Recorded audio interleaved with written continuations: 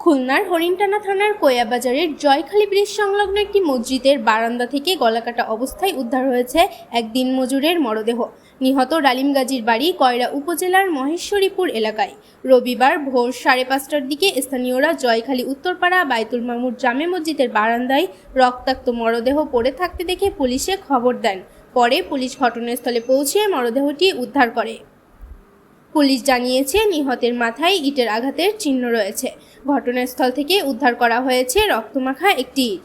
ধারণা করা হচ্ছে দুর্বৃত্তরা তাকে নৃশংসভাবে হত্যা করে মরদেহ সেখানে ফেলে রেখে যায়।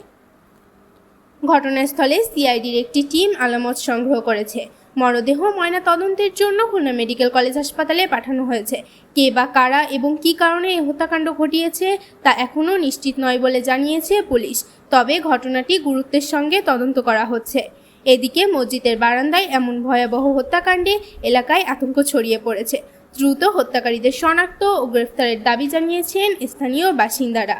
ও ধান কাটতে আসছিল, ধান কাটতে আসার পরে এই যে মসজিদের দিন সেটেছে মসজিদ, এই মসজিদে ও রাত্রে শুয়েছিল।